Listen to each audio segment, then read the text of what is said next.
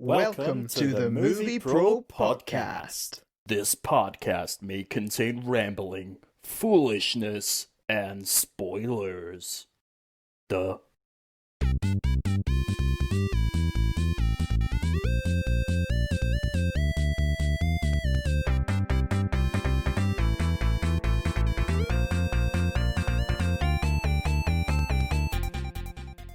Hello and welcome to another episode of Movie Probe. I nearly said Stu's News there. I don't know what was going on in my head. I nearly went, another episode of Stu's News. That's because it's what's on everyone's mind at all times. Everyone, that's what people tune in for. They don't care what movie we're talking about. They just want to know, what's Stu's News? What's going on in the world? And then they might tag on and listen to what every movie we're on about afterwards. Yeah. Anyway, thanks for tuning in. Good to see you. How are you today, Stuart? I'm actually really good. It's been a really good day today. It's my last shift of the week for work. Well, hey. And also we have spent some time with some of the kids from the youth groups that we are involved in. So it's the first time we kind of got together with them in 4 months. So that was really nice to see them. And it was just really cool because everyone was chill, everyone was calm. And you know, you're obviously going into it being quite precautious because you're dealing with other people's kids. Yeah, of course. And you're like, I don't know how they're going to be, or if they're going to be nervous, if they're going to be like totally just fine. But yeah, it was so close. It was so close. So good. I mean, Megan even who is one of the other leaders, messaged me like just halfway through it, being like, it's amazing how close they are already, and we've only been back. Yeah, like, exactly. It was really nice. At this point. Exactly. It was really nice that everyone was so, like you say, so easily fell back into just being close again and being chatty away. Yeah. And it was like, it's just really nice to have the gang back together. Certainly. So, and obviously that's missing people as well, but like everyone, we still had it was good to have a decent number of them back together, and we had a really nice day, so I really enjoyed today as well. Yep, and I managed. I did panic over last night because I'm thinking, when am I going to get my calories in? When am I going to get my steps in? And all that kind of stuff. But I'm almost there for today. I've almost reached my 1,000 calories goal for the day. Excellent. So I'm about 40 odd off that, which I'll manage to do in between my walk around Sainsbury's when I pick up my stuff for night shift, and then when I actually get to work. That first hour that I've got, so I'll definitely make it just over the line. So that's me. Excellent, good stuff. So yep, you want me to take it away? You want me to take it away with Stu's News? Yeah, let's just jump into Stu's News. I don't really know if there's been much this week that I've seen. It has been a bumper week. Has it been a bumper week? Fantastic, yes. Because the past couple of weeks it's been, there's been nothing really much going on, so I'm excited that something has been happening. So tell us what's been going on in the world of cinema this week. In the world of cinema. Well, first thing I want to do is I want to establish another entry into the Tenet roller coaster that we seem to be going on at this moment in time. There's something else. So 2 pieces of Tenet news. Okay. So it was revealed that it's going to be Tenet, obviously by Christopher Nolan, who also done our movie today, I believe. He did. Yep. Which I should have saved these pieces of news for last. What am I playing at? Oh well. So the runtime has been revealed. It's another slog of 2 hours and 30 minutes. Cool. Yep. But on the downside of that, it has also been delayed again, but this time indefinitely. Oh. Yep. So they've just pulled it completely and said, we don't know when it's coming. We're not because they've already I don't know if I know they rescheduled it at least once, but maybe twice. So they now just said, right, no, we don't know when it's coming out. So it's just pretty been pulled. much. Obviously, because of the way things are in America, which is like their main market. They did say that they're going to roll out an unconventional way of releasing. Give me a second here. I'll have a little look. All right, okay. Yeah, it says that the theatrical global rollout will not be traditional, whatever that means. Yeah, I mean, yeah, who knows what that means? It could mean that they're going to release it at different times in different Yeah. countries, depending. Well, It's instead of releasing it kind of all at once. I know that some. yeah, it's going to get to that point, though. Yeah. It is going to get to that point where people are like, right, come on, because the cinemas will be like, right, come on. The people who want to go and watch these movies will be like, right, hurry up and release something. And we're waiting and waiting and waiting. And you can't just do it for one country. Fair enough, that country is a big element of the box office. Yeah. But we over here in the UK, we're in the position now that at this moment in time, we are ready to open up. And the film industry needs a boost. It needs you're right, because as far as I'm aware, I think, as we spoke about last week, the cinema that we normally go to, Odeon, the majority of their cinemas are shut at the moment, and the line that they used was because there's no major releases, and that's why they've decided to stay shut. So that's the sort of catch-22 everybody's in, is the cinemas aren't opening because there's no movies to release, and they're not releasing movies because the cinemas aren't open. and everything's just getting pushed back and pushed back, so something has got to give at some point. Yeah, so a decision needs to be made, and I think that personally and maybe selfishly, I think that you should just release it over here. Make the money you can make. Because you can show it again over in America when things are all good over there, but concentrate and make the money where you can, where it's good. I think what their issue is the sort of film I predict it's gonna be. It's gonna be sort of very twisty, probably, and because of that, I think they don't want to release it somewhere like here first, and then have all the big twists spoiled online before it hits their major markets. So I that's probably their reasoning behind it, but it doesn't make it any less frustrating. Yeah, it is really frustrating now. Obviously, we don't know what that means for anything over here at this moment in time, But we just kind of need to play it by ear still. We've had no update from Odeon or whatever. Nothing since we last spoke about it. Yeah, so we don't have any news on that front. So that's just the latest in the Tenet saga. I want to move on because I can feel myself getting really kind of frustrated about it. I can sense it come vibing off you as well, that you're starting to get very wound up about this. Yeah. So anyway, we're going to move on to some video game movie news. All right. Yep. So have you ever heard of the video game series Just Cause? I have, yes. Yes. Well, there's going to be a live action Just Cause movie, and it's going to be directed by the director of the film Stewart, Michael Dowse. I've seen Stewart. I've got it. I don't know what that is. It's a film with Dave Bautista. Okay. And he is like a big, like Dave Bautista is, big muscle man. And he gets involved with an Uber driver played by Kumail Nanjiani. Okay. So yeah, it's like a buddy cop. It's like a buddy cop, but a buddy action movie between the two of them. So, yep, that's going to be co-produced by Constantine Film and Prime Universe. So yeah, I don't know much about the Just Cause franchise. Apparently, Jason Momoa was attached to play the lead role back in 2017. Okay, but he's pulled out of that now. Yeah. So who knows? There's been no casting. Other than that, the guy who is writing the script for it, though, so this will mean something to you, Derek Kolstad, also wrote the script for the John Wick trilogy. Oh, okay. That could be interesting.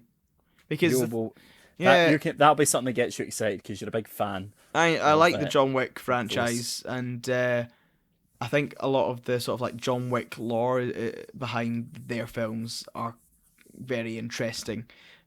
So if it creates a lot of sort of backstory, interesting sort of thing behind whatever the Just Cause films are, that could be very interesting. I don't know much about the game. I just know that it is a game. So it'll be interesting to see what the film adaptation lands like, because quite often film adaptations of games don't always come out the best, and even ones that are pretty good still falls short of the video games normally. So it'll be interesting to see how this one turns out. Yep. So more video game news for you. Filming has begun on the Uncharted movie, which is starring. Which has started with filming with Tom Holland playing Nathan Drake.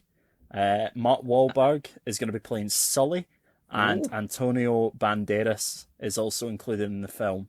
Cool. It's another game I know nothing about, but the cast excites me.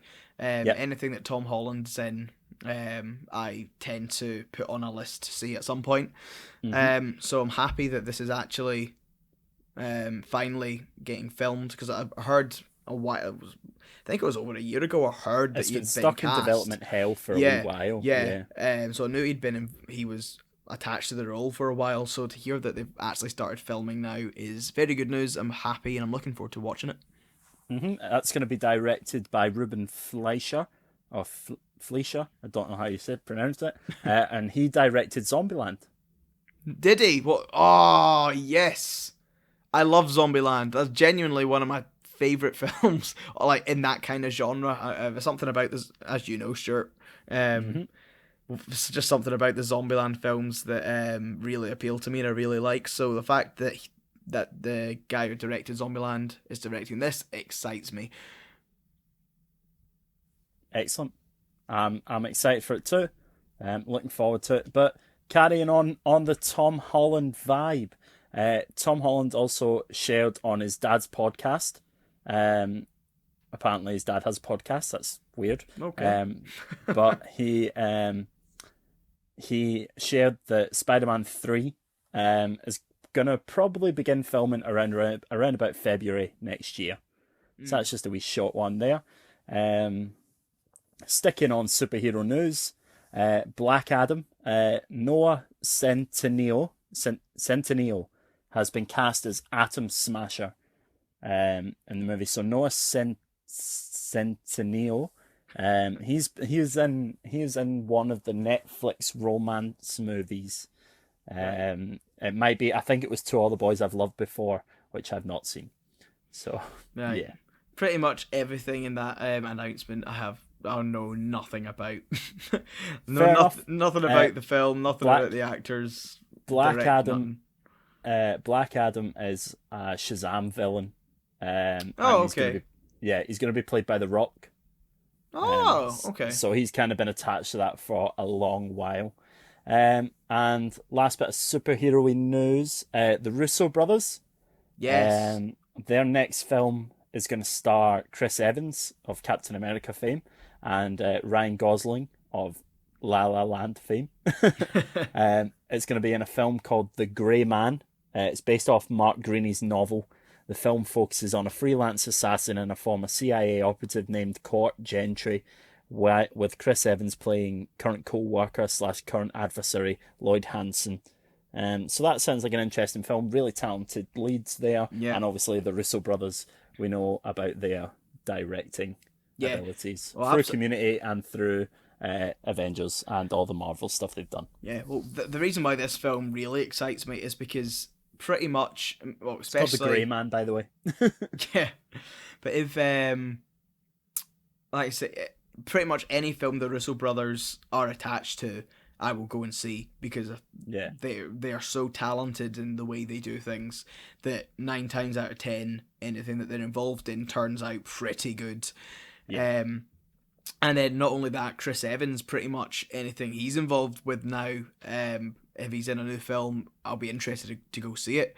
So the fact that both of those elements are in it, and Ryan Gosling, who, although I've not seen loads and loads, I haven't seen La La Land, although I know kind of what happens in it. But I've seen certain things he's done, so I know he's a very, very talented actor. I've seen him in, I nearly said Maze Runner. Blade Runner 2049. Yes, I've seen him in that. He was great in that, and I saw him in First Man. So I know he's very talented. So the fact that all of these elements are going to be put into one film, I believe it's getting released on Netflix. Yep. $200 million budget. Yeah, I think, am I right in saying that's the biggest budget Netflix film ever, I think? I think it's up there, yeah. Yeah. So I'm very excited to see this film. Although, like I say, I don't really know anything about it, but just apart from what you've told me there, but cast and directors alone excites me tremendously. Mm-hmm. Yeah. Okay, just 2 last pieces of news for you. Netflix released their all-time top 10 original movie list. Do you want to hear what made the top 10? Yeah, absolutely. It's something that's actually very interesting because Netflix rarely ever does this. And they very rarely release their actual figures. So this will be very interesting. So coming in at number 10 is The Perfect Date.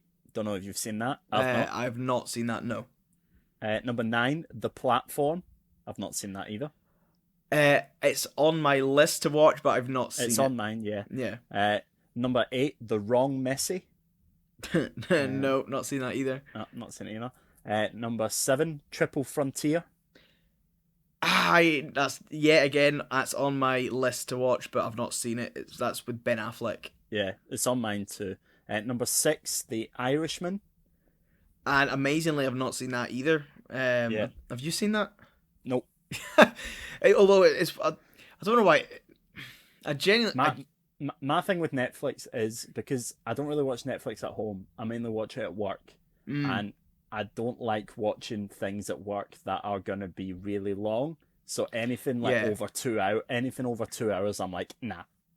Yeah. I mean, I know Irishman is a long film, but apparently it's 2 hours, 46 minutes or something like that. Yeah. But critically, it's been it's very regarded. It's regarded pretty well, and things like that. So it's one of those films. If it was in the cinema, I would have seen it when it was out. But I've just not got around to watching it. Yeah. Number 5, I have seen this one. Murder Mystery. And I haven't. Is that the one with Adam Sandler and Jennifer Aniston? Yeah. So I've not seen that one. No. I enjoyed it. Very kind of chill, funny little comedy movie. Number 4, is it? I'm on. Yep. 4, 6 Underground. I've not seen that yet. I did see that, and I thought it was very good. Number 3, Spencer Confidential. It's Mark Wahlberg. No, I didn't see it. Number 2, I have seen this one. Bird Box. Yes, I saw Bird Box. Great movie. Yeah. And lastly, in the number 1 spot, can you guess what it is, Martin? I can, because I've seen this list. Oh, right, okay. Well, when I say I've seen this list, I mean I've seen like the top 2 or top 3 on the list. I didn't see the full list, but I do know. Okay, so tell me what number 1 is then. Number 1 is Extraction. It is indeed, Martin. It is indeed. Which I have seen, and I think it is a very, very good movie. I have not seen it, so I have no opinion.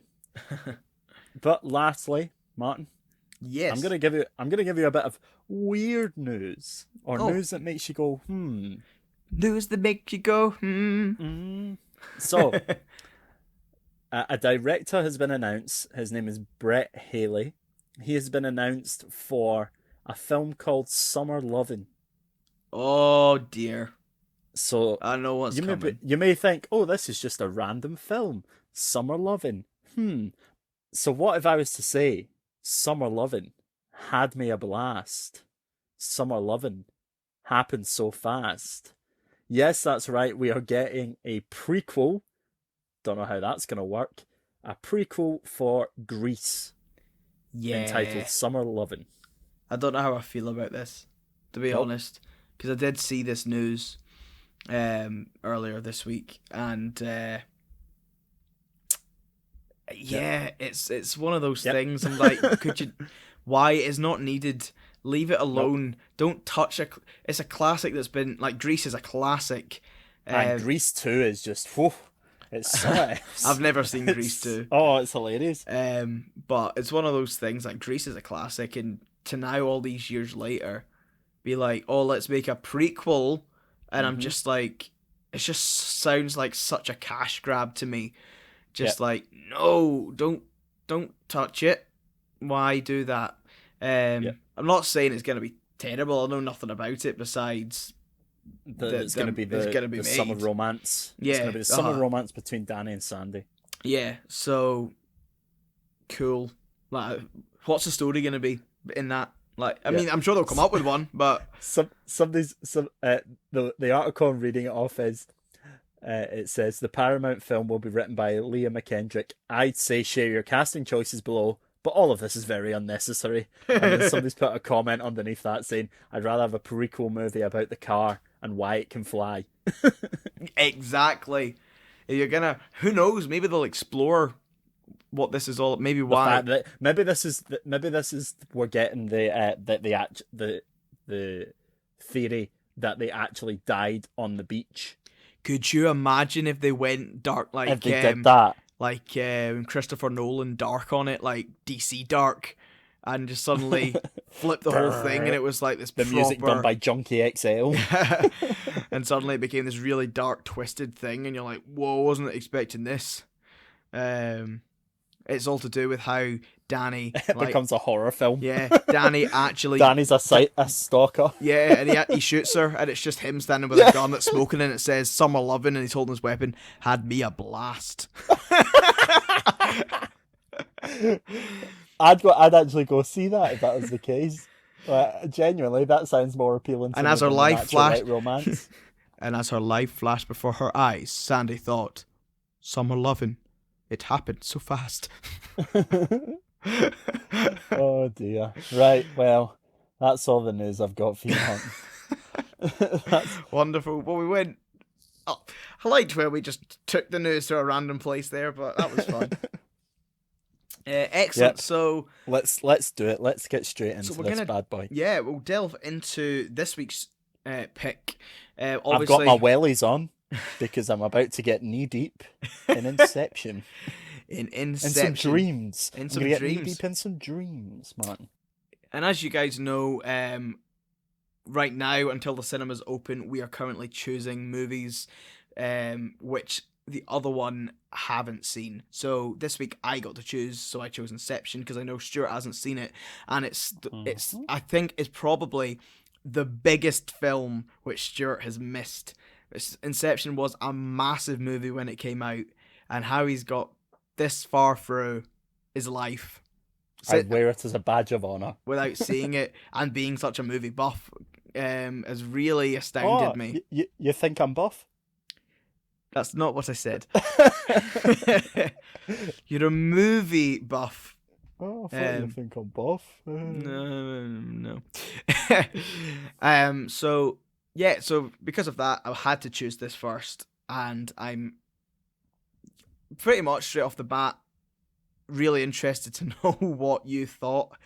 Just as a general overarching thought of what you thought of the film.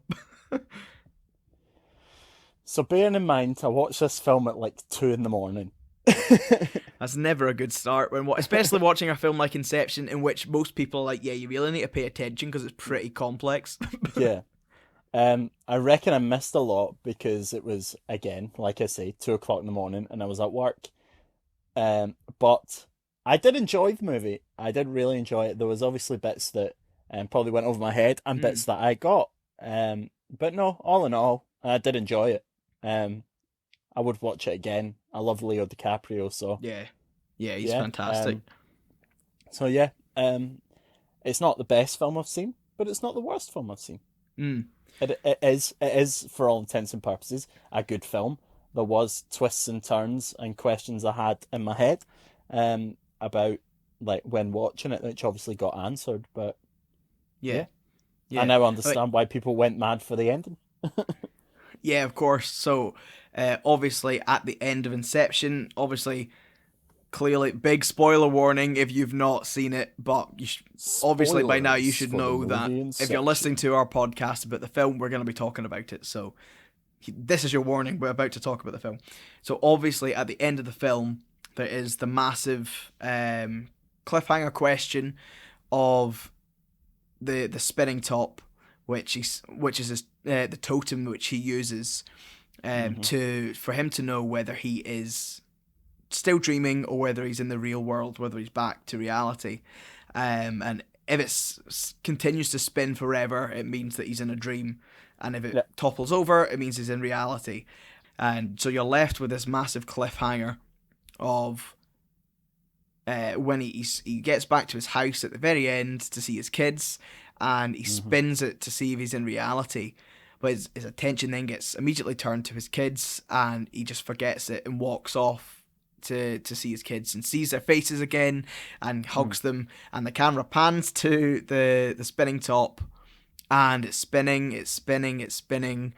and it does a wee bit of a wobble, and then cuts to black, and you do not get to see whether he is back to reality and seeing his kids for the first time since in the story his wife committed suicide and framed him for the murder, or whether this is still a dream. It's very Gone Girl. Very Gone Girl, that. I've not seen Gone Girl, so I don't really know what you mean by that. All right.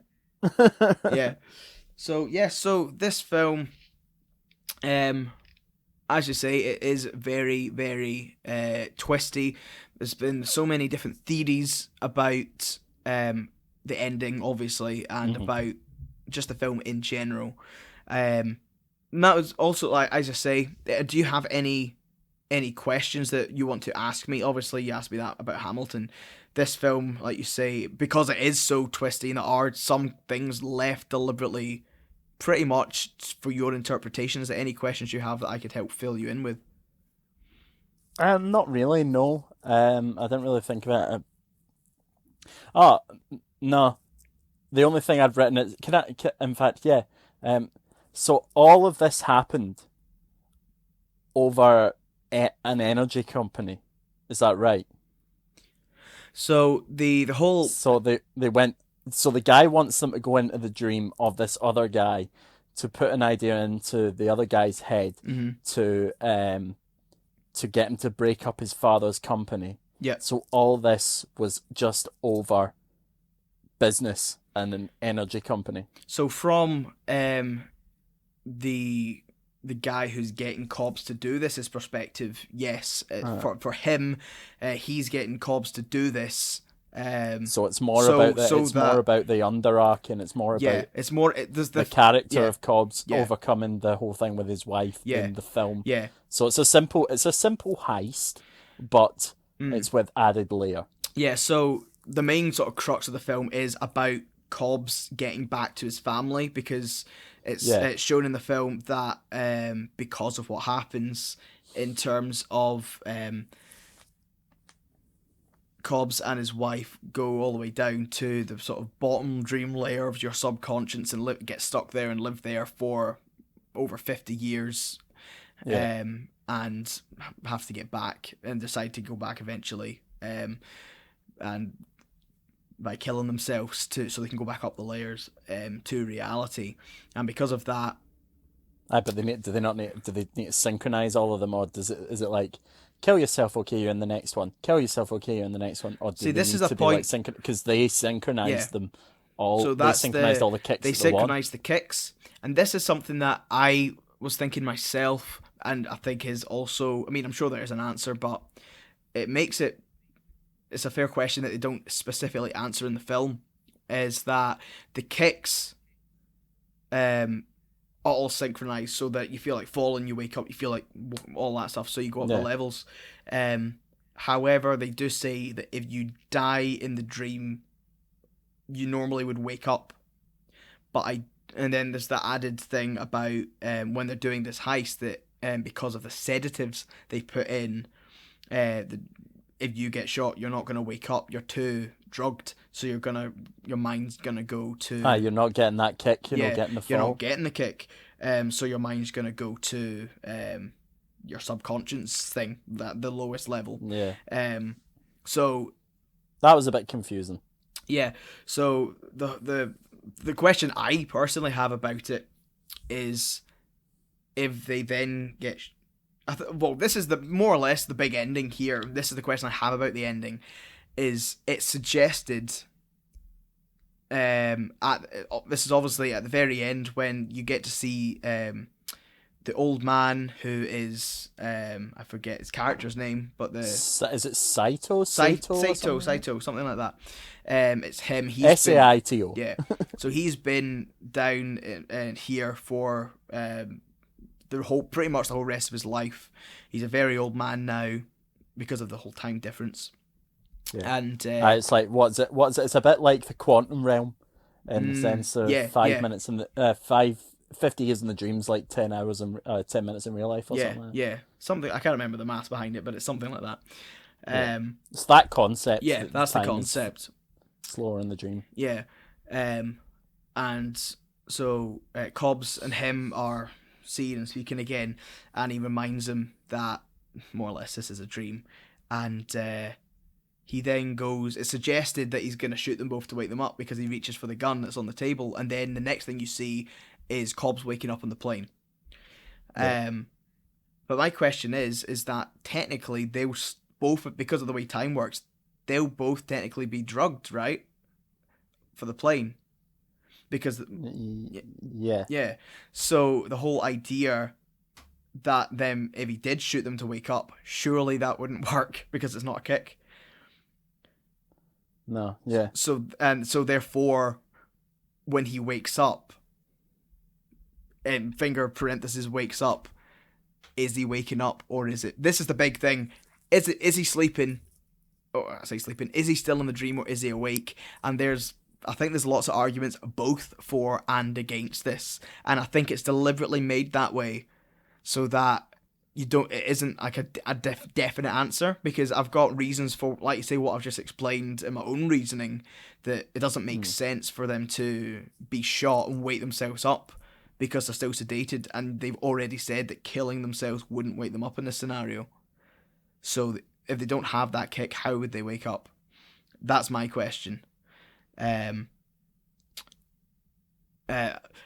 talking very much about the end, and I know we're at the beginning of our podcast here, but because Inception, the biggest talking point really is the ending. But I'll go back to that. I'll talk more about the other theories a wee bit later on. I want to just jump back a little bit into the more beginning of the movie, and just sort of talk to you about how well the film was made and the film was shot. Because very early on, sort of at the beginning, like the very sort of first opening scenes when he's trying to extract information from Saito, actually, at the very beginning of the film, and he said, "Oh, I'll let you do this because this is an audition, a test, and you failed," so that sort of thing. But I feel first time seeing the film, obviously, I'm going to ask you this question as well. But I personally thought they'd done it really well over the first sort of 15 minutes to quite quickly explain well how the sort of dreams work, how they were in a dream within a dream, and they came back up through the dreams, and he knew that he wasn't in a dream because of like the carpet thing, and that's how, and I think that was done quite well, that you quite quickly got a grasp of the basics, obviously not of the full thing, but of sort of the basic concept of, okay, they were in a dream and then they woke up, but that's also a dream and now they're back out of it. And so did you find that easy to follow early on, or was that still kind of like what's going on?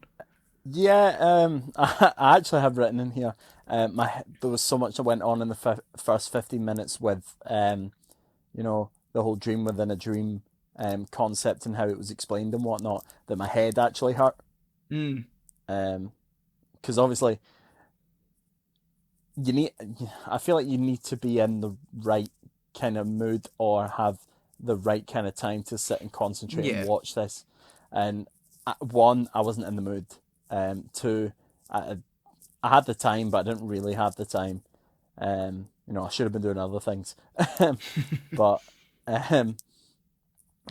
But yeah, in the first 15 minutes, I did feel like it did really it does require you to listen so much, and if you miss anything in that, especially in that first 15 minutes, then you're not screwed for the rest of the film, but you will find it harder to grasp and understand what's going on. Yeah. Throughout. Yeah, I remember when this was released, one of the big things that people would, well, especially people my age at the time, there would be certain people who loved the film and thought it was great, and then there would be other people who just were kind of like, oh, I didn't get it. But I think, as you say, a lot of that is because if you're not paying attention and actually watching the film, then it's quite complex in that sense. Definitely, yeah. But in my opinion, that if you're paying attention, that it explains it quite well if you're focused on the movie. But kind of like Hamilton last week, because Hamilton's so much rap and spoken word telling the whole story, you really have to be switched on and focused to hear everything to follow the story. Inception's similar in a way. You actually have to be switched on to follow when they're in what dream and when they're in reality and all that stuff, because sometimes it does switch quite quickly as you go through it between the different dreams. Yeah, so another thing I really love about this film is just the cast. I actually forgot. Yeah. I forgot how good the cast was. It's so impressive. It's a really, really, really impressive cast, even from just small cameos, like from Michael Caine and stuff like that. Yeah. Like, and what was funny is I was looking at this cast and I'm going, this is the exact same cast as The Dark Knight Rises. Yeah, minus DiCaprio. Yeah. Yeah. Because that's I replaced DiCaprio with Christian Bale, and then you got it.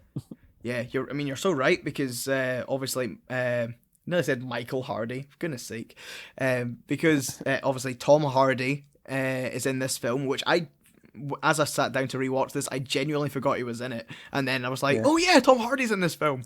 Yeah, when he appeared, I was like, oh, I didn't know this. Yeah, I didn't know Tom Hardy was in this. Yeah.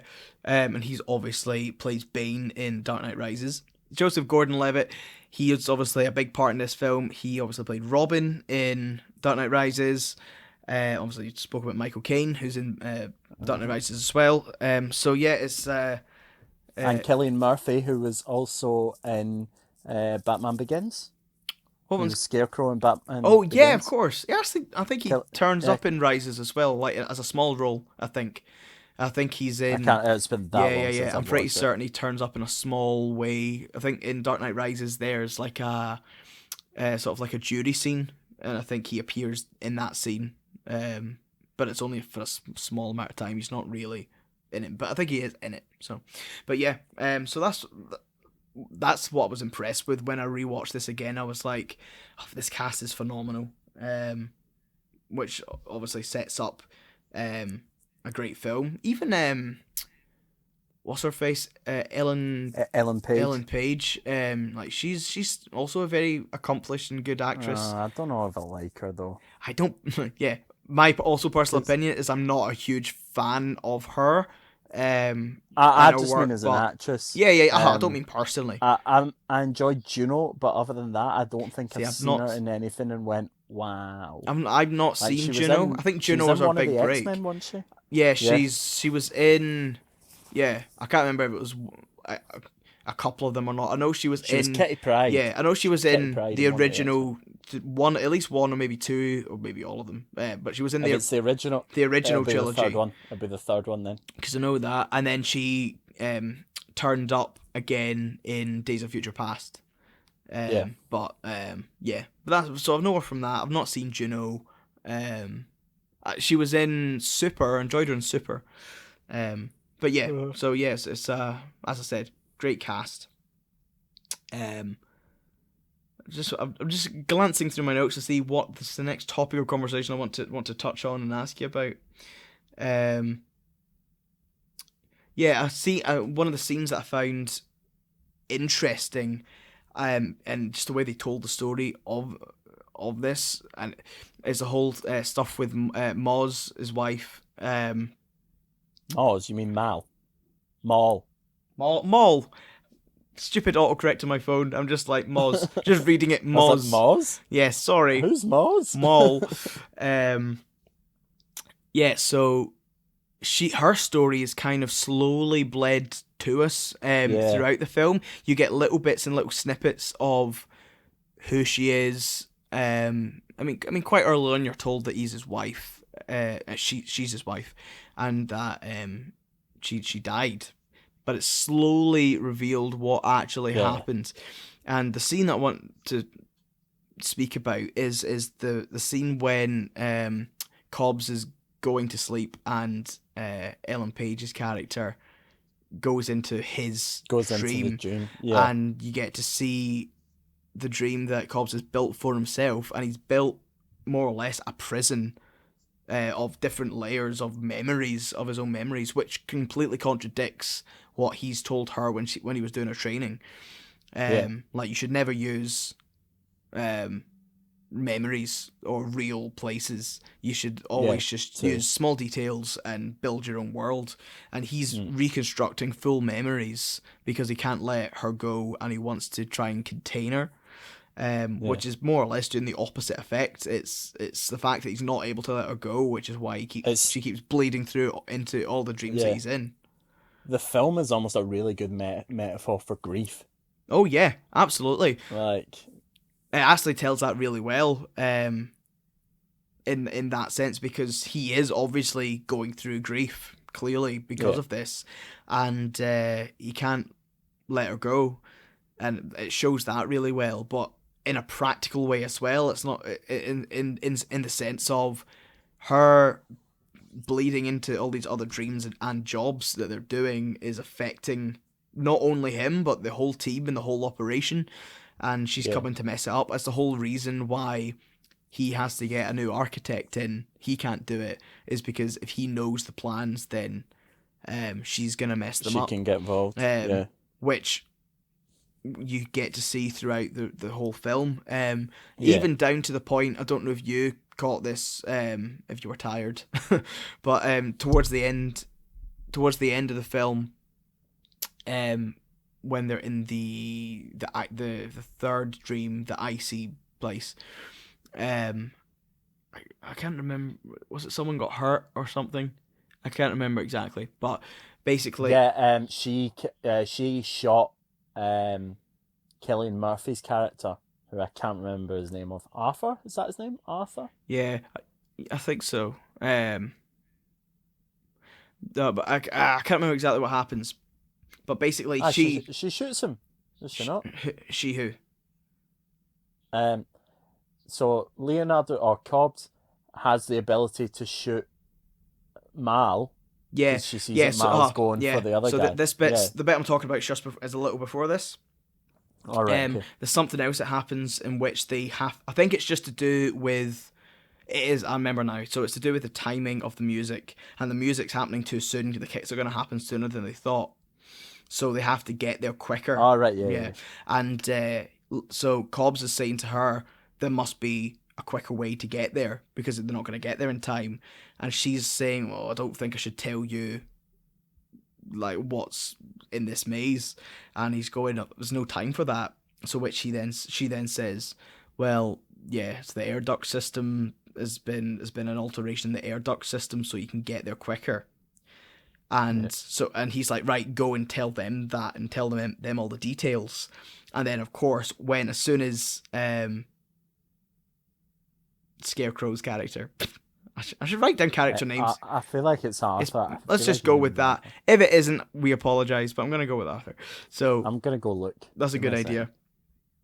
You continue to talk about what you're talking about. Yeah, and because as soon as Arthur gets in that room, you see Maul coming down from the air duct system and shoots him, and that's obviously because... No, it's not Arthur. It's not Arthur. Joseph Gordon-Levitt's character's Arthur. It is, so he is. Robert Fisher. That's right, Fisher. Robert Fisher.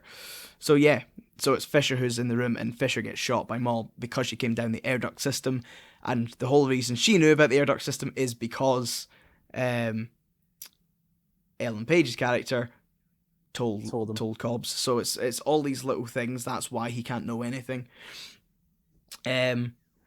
So going back to Maul's prison, I just thought that scene was really well done because the fact it was a really good way of explaining her character and what's actually went on story-wise with them without explaining everything, but the fact that you were able to go to a certain level and go into that memory that he's recreated to tell to tell a certain part of a story. And there's a nice wee detail in here when they go into the... I think it's when she runs away from him and goes into the elevator to go to the basement to see what's down there. It's going past other memories that he's made, and you get to see the train as you go past one of the memories. And at that stage, you don't know what that train signifies, but you know that that's an important memory. The fact that it's locked down there, and later on in the film, because that was one of the parts where I had zoned out, and then suddenly there's a train, and I'm like, what? Why is there a train? What?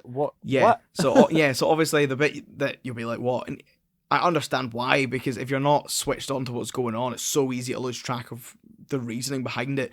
They get into the first dream they get into when they're doing this heist, and a freight train plows through the middle of the city. Yeah. And and at that stage you're like, what's going on? But obviously, as the film goes on, you then start to realize that that's happening because it's from this memory, and all this stuff is bleeding through because he can't control it anymore. But yeah, equally the first time you're like, what's going on? Another bit in that scene, I really just after they sort of get into their safe house bit, after they've just been attacked by Fisher's in mine security. Leonardo DiCaprio goes ballistic at Joseph Gordon-Levitt's character, because he's not done the research well enough to know that he was going to have this. And you discover that's because he's like, if we get killed down here, we're not going to make it back. And that's why he's going ballistic, because this shouldn't have been the case. It should have been much simpler for them. In reality, they should have just been able to go in. They wouldn't have had... It just would have been the typical subconscious, which would have been trying to find them. But it would have went smoothly. And the whole reason it went sideways is because he's had training to prevent this. So I just thought that was quite cool. Yeah, definitely. No. So, a bit in the film, I don't know.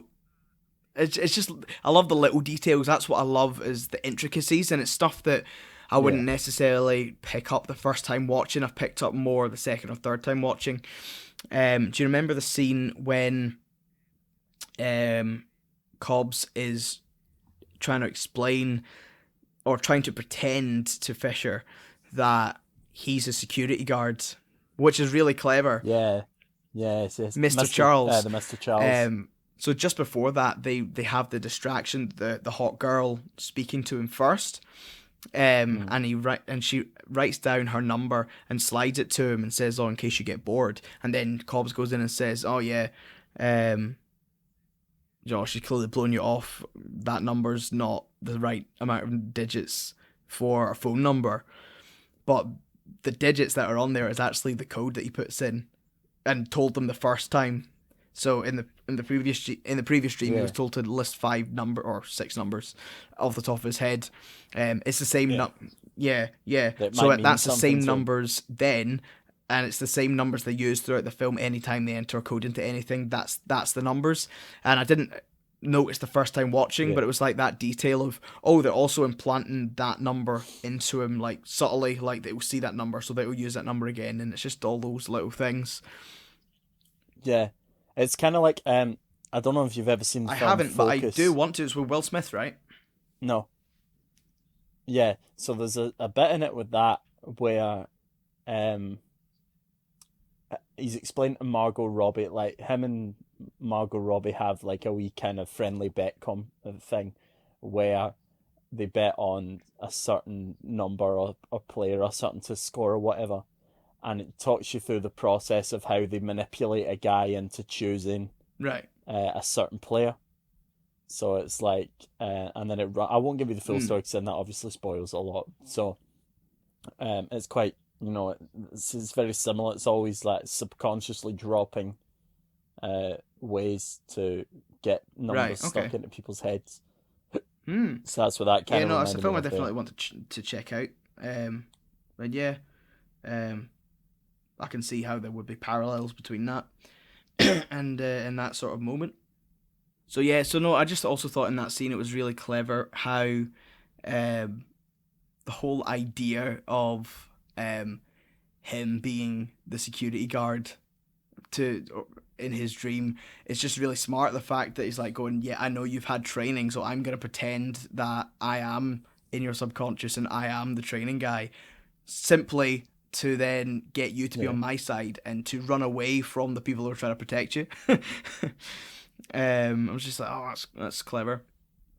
And what did you think of like the sort of cinematic kind of cinematography, like some of the shots in terms of like when they'd done the whole like gravity thing when the van was falling, and then you see or rolling even, and then you see them in the corridor, and they're like spinning around the corridor fighting each other. Yeah. Corridors moving. Yes, a la yes. High School Musical 3. I think High School Musical 3 did it first, I think. Or roughly 2000. I think it was quite possibly the year. same machine. They've just redecorated it. No. The High School Musical 3 did it first. I'm pretty sure 2000. I think it's 2008 that came out. So yeah, I really, it's one of the things I really enjoy about the film. It isn't just a really interesting story and told well. It's like I said, just the cinematography and some of the shots I just think are gorgeous and done really well. Like I think it's the best use of that. Obviously High School Musical did it, but it was sort of like in a sing-song dance. It wasn't really any real. Yeah, I don't know where they go. Yeah. So they did it during that. But the fact that they used it in here so well to tell the story that because the van's falling, so they're no longer in gravity. So now they have to do this. Or in fact, it's not even when the van's falling; it's when the van's rolling down the hill. So it's spinning in a circle, and then so they use the whole thing that they have to spin round a circle as they're fighting, and it was just the storytelling aspect of it was really well done, I think. Yeah, totally. I think the cinematography is amazing in it. I think it's one of the strongest parts of it. As well as the cast, the scene where he's explaining to Paige for the first time about what it is, and when they're sat at like a little wee cafe in Paris, and then just everything explodes around them, and when they're walking along and the kind of world kind of folds in on them. That's the first time anyone had really done that, because Doctor Strange did it. And the first time I seen it in the trailer, I got super excited to see Doctor Strange, because I'm like, oh, it's like Inception, because Inception had done it, and then Doctor Strange had done this sort of world-bending thing as well, and I'm just like, it's completely taken directly from Inception, because Inception had done it like 7 or 8 years before them, ish. But yeah, so it was the first time that anyone had really done that on film, which is why it was sort of I think this is why the film done so well, because there's a few different like groundbreaking things that they did in this, and that being one of them, and the cast being phenomenal. Yeah, I mean, strong cast, strong director, really strong cinematography, and an ending that people leave and talk about.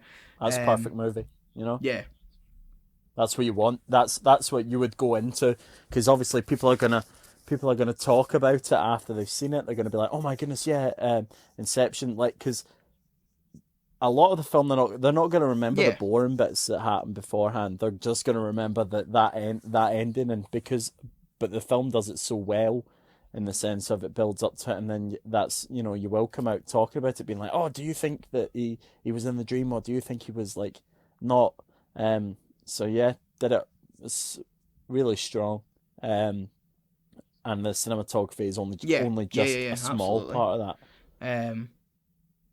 So there's a couple of small quotes that like rando characters, like not any of the main cast, say to Hobbs, which is another thing that is deliberately put in there to like layer kind of the audience's doubt to whether he's dreaming or whether he's actually in the real world. And it's quite relatively early on, because one of the things which I'll just discuss with you now. I was going to say discuss it later. I'll discuss with you now is whether the whole film is dreaming is one thing that I want to ask you about.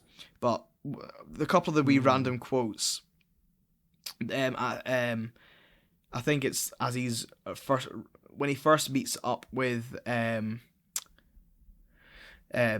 Hardy's character, and then he has to run away from the guys who are chasing him. He jumps out the window and lands, and then there's a guy there, and the first thing the guy says is, "Oh, you're not dreaming now, are you?" And then he hits him and runs away. But it's just that little thing. Yeah. You're not dreaming out, are you? And you're like, well, is he? And so that's where this film starts to hurt. Yeah. And there was another quote. I can't even remember. I wish I'd wrote down who or what. I don't even know what point in this film this was. I wish I'd actually took note of that. But it's sort of like the dream has become the reality. And I think it was when I do remember now. It's the bit in which they first meet the guy who's doing has the drugs, and they're showing the guys who are sleeping, and someone says to them, "Oh, no, they come to wake up. No, yeah, they come here to wake up because their dream has become their reality now." And that's one of the big things in this film as well. That is it better to just accept the reality of the dream is the world and not. And all that stuff. So it's a very layered and complex film when you take all the stuff into account. But I guess the thing, I don't have a solid foundation of exactly what I think the ending of this film means and whether he was asleep or not, because there are very different accounts, different reasons why you could believe whatever. But one of the theories, I think as well what you believe also depends on you as a person. I think that actually says a lot about who people are, in the sense of whether you believe if he was or you believe if he wasn't. Yeah, because I remember watching this years ago when it first came out, and I remember watching the ending and quickly making the decision that, well, I saw the spinning top wobble a little bit, so therefore it's gonna wobble more and fall over, therefore. So that's what I think. So that was so that was the conclusion I came to when I first watched it. And obviously now I've watched it quite a few more times, and I'm obviously a lot older, and I look more in depth into things now.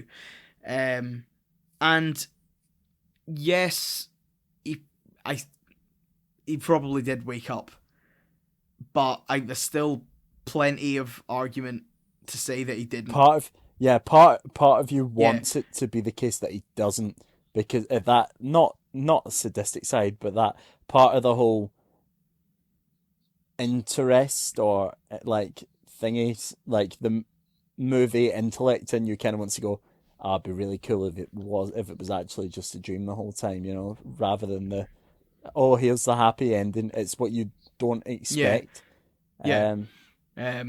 Because I'd say one of the things for saying that it's a dream is because when he turns up, well, first of all, the way that it's shot, he wakes up on the plane and he's back, and then suddenly he's in the lounge and he's checking in, and he's suddenly, yep, your name's been cleared, you can go back to your family, more and you're like, oh, okay, and then suddenly he's back at the house, and then he's like, oh, then he's reaching for his spinning top. And when I watched that, it's almost like the way it's shot, he's there, then he's there, then he's there, and it's almost like he can't remember how he got there, like he spoke about before, like, and it's almost like he's just appearing there, like in a dream when you just appear places. Yeah, so it's said early in the film that a lot of the things where they use to wake up to find out if someone's dreaming is they ask them how they got to a place, like, do you remember how you got into this bar? Do you remember how you got to this hotel, kind of thing? Yeah, exactly. And that's one of the ways that they kind of find out whether they are or they aren't in a dream. So because of that, just the way it was shot and the way it's done, and the way he then goes for a spinning topper to see if it's real. When I first watched that, it was almost like he almost had that sense of, like, I better check if this is real, because something just didn't feel right to him. And then he spins it, sees his kids, and obviously throughout the whole film, his whole motivation is he has to do this so he can get back to his family, get back to his kids, because he doesn't get to see them anymore because because the government thinks that he killed his wife. But because he sees his kids there, he just completely forgets about his totem and just goes off and decides to live in that world. If it isn't real, if it is real, then it is the real world. It's almost at the point now where he's like, it doesn't matter where I am, I'm with my kids now, I'm happy. Kind of thing. So there's that. But the bit I wanted to go back to, which I was going to speak to you about, is whether pretty much the whole film is a dream, because obviously, or the whole time Cobbs is in a dream, because it's revealed in the film that him and his wife went down and lived in sort of purgatory for 50 odd years or whatever. Subconscious.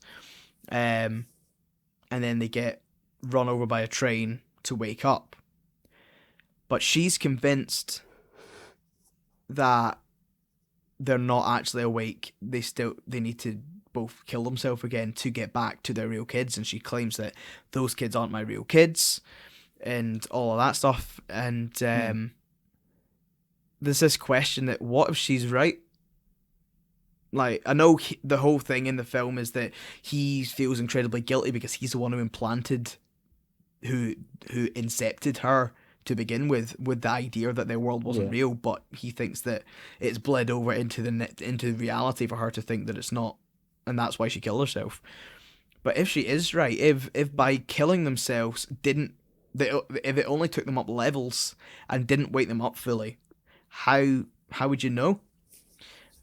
See, that's a danger game you start playing when you mess with stuff like this. It is like, what if you go so deep that you forget how deep you've actually gone, and then you go, right, okay. And also, one of the things that it even tells you in the film is that obviously when they were making their totems, it's like, don't let anyone else see this totem or feel it or whatever. That's yours, so you and you alone know this the specific. Oh, you can see it. They're allowed to see it. They can't touch it. So it's like only you and you alone know like the dimensions and the weight and all the intricacies of it. But Hobbs doesn't use his totem in the film because the totem, it's told that used to be Maul's. That used to be her totem, and he now uses it now that she's dead. So you never see him use his. He just wanted it. He just wanted the spinning top. That's all it was. That's what this whole film was about. That's the coolest one. But that's an extra layer of, well, the fact that he's not using his own. He's now using someone else's. So it's that extra bit of doubt of how can you trust that when it was never originally yours, you know? And it's like, So it's all these. Because then you want to go, well, what was his original? Well, this is the theory that I've seen, and that his totem was his wedding ring. Because if you pay attention and look for it, I think I've heard this somewhere. When he's in reality, he doesn't have his wedding ring on, but when he's in the dream, he always has a wedding ring on, apparently. And this is one of the reasons why people say that he did wake up, is because when you see him in the airport, you see clearly that he doesn't have a wedding ring on, which is why people say he did wake up. But as I say, these are all just theories. There's nothing. This has never been confirmed. And as I've said, there's plenty of reasons to believe that he woke up and plenty of reasons to believe he didn't. And as I said, I think it's deliberately made that way for it to be open to interpretation to what you think. Or how you want it to end. And I love that. And I love that isn't like a definitive, oh yeah, by the way, this is what the ending is. I'm just not telling you. It's genuinely like, well, there's arguments to and for both. There are films that make that work, and there are films that don't make that work. I watched a film recently on Netflix. Right. Oh, what was it called? Give me a second. It was some sort of time traveling one, right? Yeah. Give me a second and set watch list. What? See You Yesterday, it was called. Okay. And it was it was not good. So did that try and give you like an open ending that made you decide like how it ended? Well, I'll tell you about it because I don't recommend you watch it, and I don't think you kind of watch it. So what it's about is, um, there's two kids who it's kind of a social comedy on police brutality as well as a time travel movie. It's like Back to the Future meets like The Hate You Give or something Right. like that. So they create this time machine and they go back in time just to do something, but then they find out that her brother gets shot. So they keep going back and keep going back to try and stop that from Right. happening. And they go back, and then sometimes her brother gets shot. Sometimes it gets to the point where even her best friend gets shot instead. So she's trying to save all these people and whatnot. And then she keeps going back and keeps going back, and then eventually I think it comes to the point where her brother's like, "No, you need to kind of let me die." Mm. Like it's meant to be, because he's kind of at the point, well, whatever we do, it's either me or him, or something like that. I can't remember what happens. Is that rubbish? Um, but then it ends with her going back in time one last time, and that's how it ends. All right. Okay. And it's such an unearned, Yeah, I mean, ambiguous I ending. totally get that because obviously I've not seen it, but just from the way you've described it, it feels like the whole film is about trying for her to go back in time and reach the conclusion she wants to reach, and then by the end of the film, she's still doing the same thing. It's like, nah, Yeah, even though you've come this journey, and even though you've said to the brother, "No, just let me die," I'm just gonna can try one more time, and then it cuts. So almost like, yeah, we're not even gonna bother letting you know how this pans out. Like, okay, what a yeah, waste of yeah. So yeah, you're right. I think that's a terrible ending. yeah. It did end, and I kind of went, Yeah, "What? Oh, that's yeah, rubbish. That's an hour and a yeah. half of my life wasted." Was the concept at least reminds me of a web series I saw once, and I remember very few details about it because it was a long time ago. It was called Riley Rewind. Um, and and that's Never sort heard of of a it. time travel thing. I can't even remember why she can time travel or what it is, but she has this power where she can go back in time to change things. But the further back she goes, the more it affects her, and she starts having nosebleeds and blah. And I can't really remember the story, but it's that sort of concept. She keeps going back to try and change things, and they keep not panning out as she wants it to pan out, sort of idea. So that sort of concept reminded me of that. But yeah. Yeah, But anywho, um, yeah. So I more or less touched on them pretty much everything I wanted to touch on. Um, but as you said, I was just wanted you. I think you already sort of mentioned what your sort of conclusion was. But what was your conclusion to the ending of the film? Was it just that he did wake up? yeah. I'm always very much the optimist when it comes to films, or when it comes to films or in life. So I would like to believe that he did wake up and that life was just back to normal. Although I am very intrigued, obviously, by all the theories and the possibilities that he actually didn't Yeah, um, wake up. Um, I love an ambiguous thing, uh, but but only if it's earned. yeah. Oh yeah, yeah, yeah, I yeah. should clarify that. I can deal with an ambiguous ending if it's earned. This film certainly earned it. Um, like just everything from the story of his wife and how that's slowly built and how she kills herself, and like I've written here, the story about his wife killing herself when you get it in full is absolutely mental. Yeah, you're not Um, wrong. and like I think there's loads of like hidden intricacies throughout the film. Like I say, with it being, some of it being like a metaphor for Mm, grief, um, regret, so many different emotions, and how that can really affect a person, um, in their day to day and in their subconscious. That like how it really can paralyze you from what you're doing. I think that's a really powerful thing that doesn't actually really get touched on throughout any analysis of this movie. Um, so yeah, yeah, um, I really enjoyed it. I'll definitely watch it again. I'll probably watch it again when I'm in a better kind of frame of yeah. mind, and I'm. not a better frame of mind Yeah, because yeah, I'm yeah, the yeah, same. I yeah. think No, not well, but like when circumstances are a lot more easy, I'm getting a holiday soon from work fantastic. coming up, so I might Well, I'm, squeeze it I'm in still there. hoping that when the cinemas reopen, they're going to show it because it was in the Yeah, the schedule for them to show it. So I'm hoping that they do it, and when they do, I'd still like to go see it again, because I think the sort of spectacle that it is really benefits the big screen. And obviously when you see things in the cinema, it's much easier to focus on the story and pay attention generally. So I'm looking forward to that, hopefully, because I'd love to see it in the cinema again. But yeah.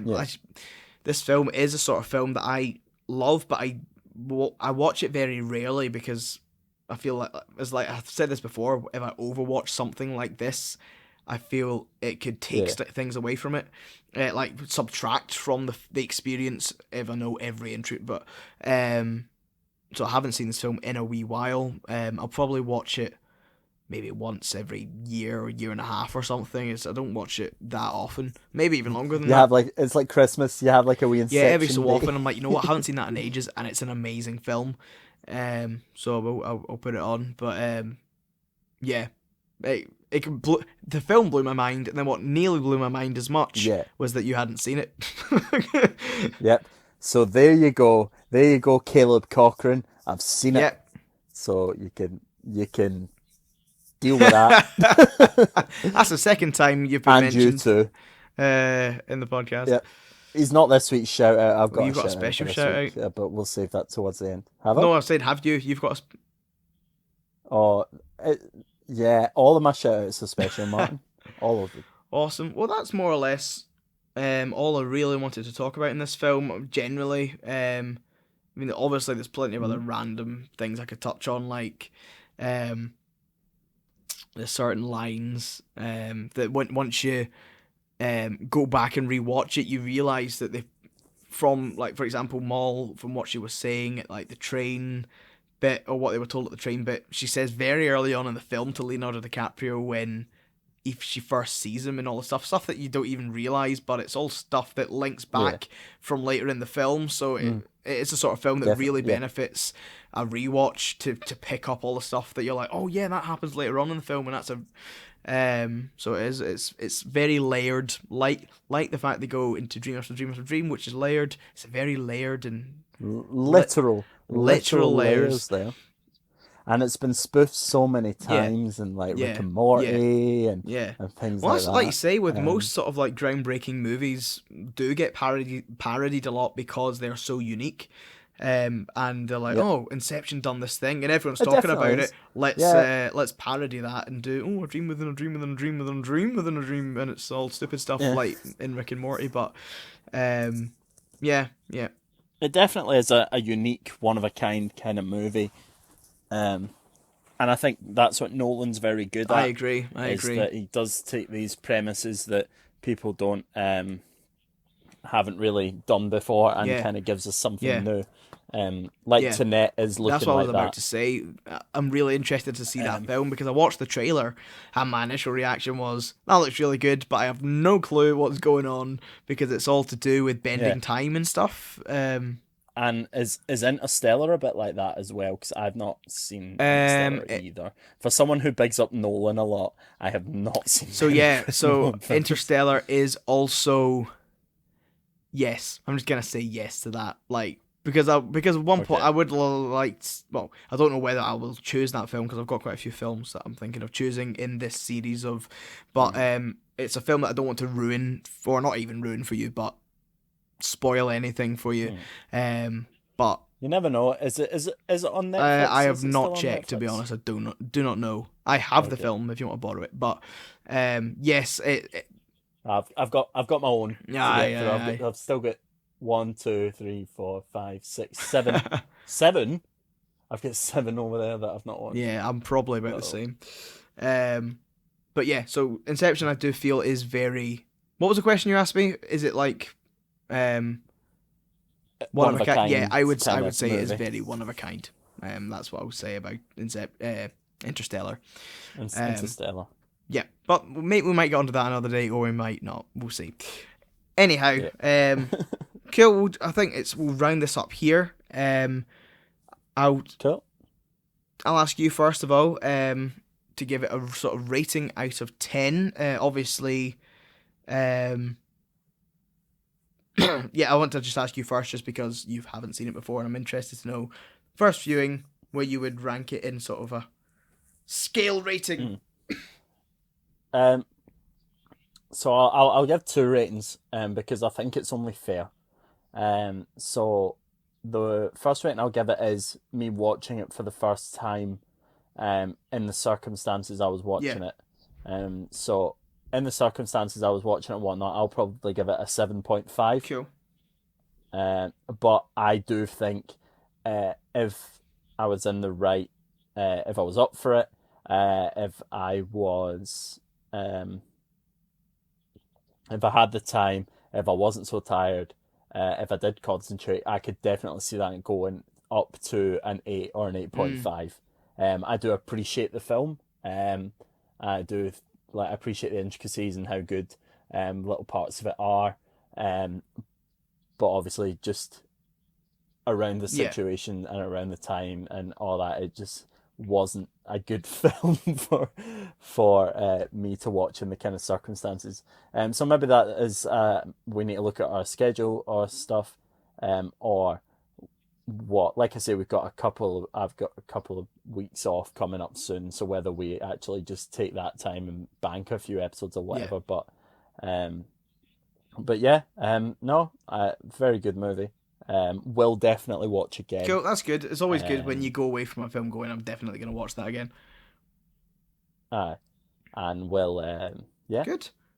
What about yourself then? Obviously, it's your movie. Yeah, so even though I didn't put this in our sort of ranking of movies when we picked 5 each, it didn't make that. But that was just generally more of not even, because I wouldn't even say the 5 movies I picked were definitely in my top 5, but they were definitely in my. Me too. They were certainly top films that I really enjoy. And Inception definitely would have fitted into that category if we continued doing that.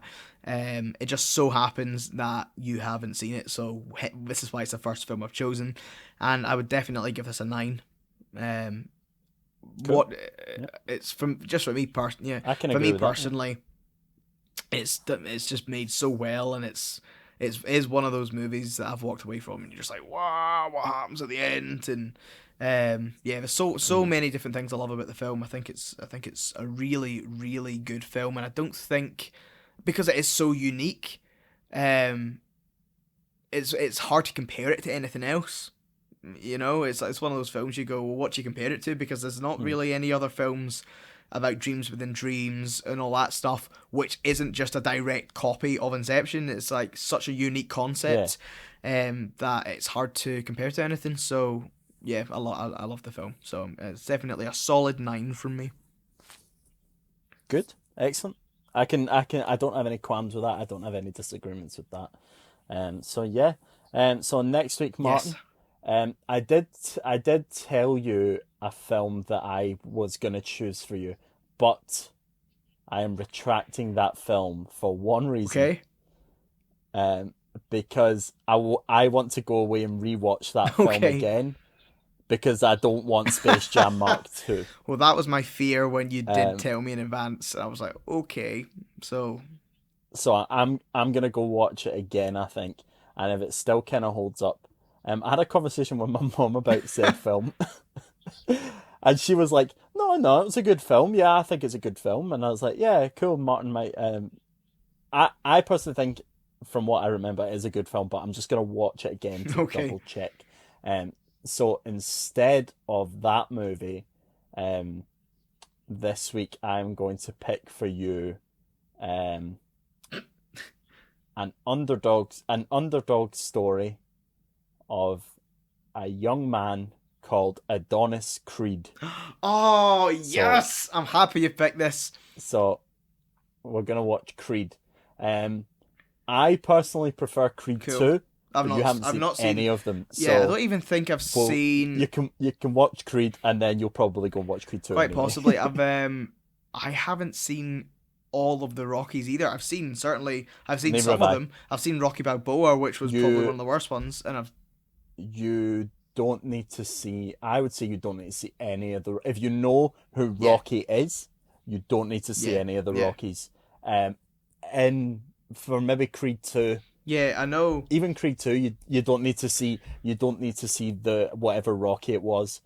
because I've only seen the first Rocky, and I understood what was going on in Creed 2. I understood the stakes and what happened. I mean, I don't really know much next to anything about it, but I've seen some of the trailers in the past, and I believe the blonde one that Rocky fought in like Rocky 2 or 3 or something, is he? I think it's 3. Yeah, Dolph is he Lundgren. not in it and training somebody? Is that vaguely something to do with it? So the story of Creed 2 is... Don't ruin anything for me, because I will watch. Well, in fact, no, not the full story. I won't tell you the full story. But in Creed 1, Adonis Creed is the son of Apollo Creed, who Rocky fought in, I think it's Rocky 2, maybe. Yeah, Rocky 2. In Rocky 3, Dolph Lundgren's character, who I can't remember... Oh, Ivan Drago. Ivan Drago's his name. He fights Apollo Creed and kills him in the ring. Right, okay. I think it's Rocky 3. And then, obviously, Rocky has to fight him. So this is like Adonis is fighting his son. Right, okay. So it's like that. So, very good movie. Both of them are really good.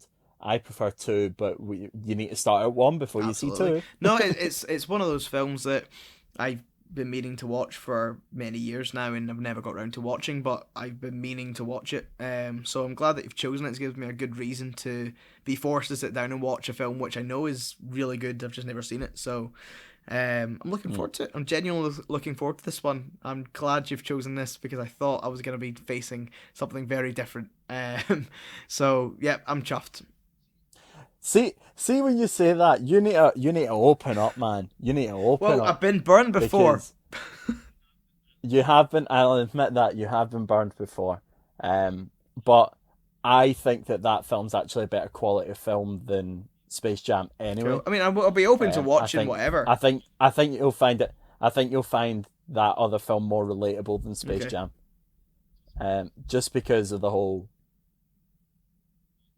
I'm not saying anything, but I might send you if I watch it and enjoy it, I might send you a trailer, so at least you can watch a trailer and go, right, okay, I kind of get a vibe for that. Cool. But anyway, awesome. That's cool. Good stuff. Well, that's Creed. Next week we're doing Creed. Bang. I'm excited. Mm-hmm. Excellent. Well, thanks for tuning in. Thank you, Stewart, for watching Inception and no worries. Anytime. Well, you say anytime, it'll probably be just not at work. I'll be getting something for you. But Creed I'll probably have to watch Creed at work. Yeah. I'm looking forward. I'm actually genuinely enjoying this right now, because I do have maybe 2 or 3 films that I know you've not seen that'll get you to watch, and you'll obviously have a list of films that I've not seen. So I'm enjoying it so far. But I still can't wait to get back to the cinema. So, but I'm glad we're doing this. It's broadening both our horizons. It's adding more to the IMDb watch list. Absolutely. So fantastic. So thank you, listeners, for listening and supporting us with your views. We wouldn't make this podcast without you, because we would have no one to listen. So we are very appreciative of that. So we will see you again next week. And more and more listeners are coming out of the woodwork, Martin. This week's shout out goes to the Spence family. The Spence family! Yep, Jack Spence is one of our youth, who today, like we spoke about earlier, we were hanging about with, and he was like, yeah, I listen to every episode of Movie Probe. The only one I haven't listened to is Hamilton, and my favourite one's The Hunger Games, which is a weird choice, I think. That's really interesting, because although Stuart doesn't see the stats, I see them. So nope, I don't look. I have asked not to look at the stats because I don't want it to become about the numbers. Yes. I just happen to see them, and Hunger Games isn't a high one. So let's just round this off here. So you've had our ratings. You know what we're doing next week. So all that's left to say is thank you for listening. You'll hear us next week when we review Creed. Yes. See you next week, guys. Remember to share the podcast with a friend. Goodbye.